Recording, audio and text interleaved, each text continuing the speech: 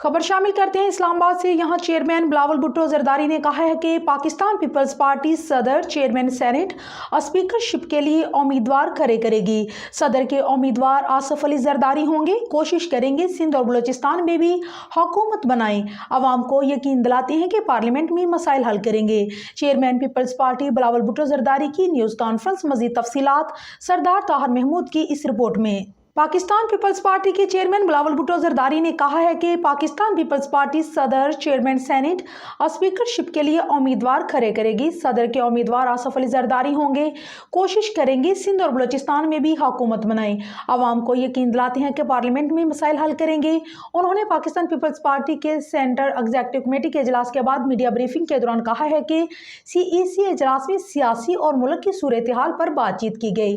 Peoples party का असूली फैसला है कि हम पाकिस्तान के साथ रहना है और मुश्किल से निकालना है। वक्त आ गया है पीपल्स पार्टी एक बार फिर पाकिस्तान खपे का नारा लगाए।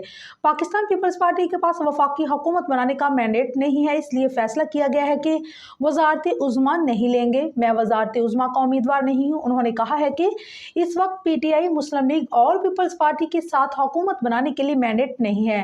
PTI ने ऐलान कर दिया है कि वो पाकिस्तान पीपल्स पार्टी के साथ मिलकर हुकूमत नहीं बनाएगी, इसलिए PTI का हुकूमत बनाने का अमकान खत्म हो गया है।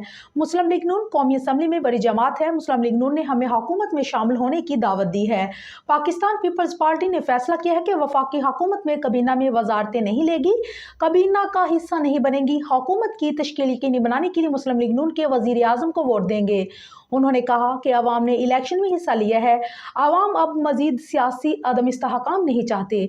हमें मुल्क में सियासी अदम इस्तेहकाम नजर आ रहा है, लेकिन पीपल्स पार्टी अफरा तफरी नहीं चाहती। मुल्क को सियासी माशी बहरान और दहशतगर्दी के खतरात का सामना है।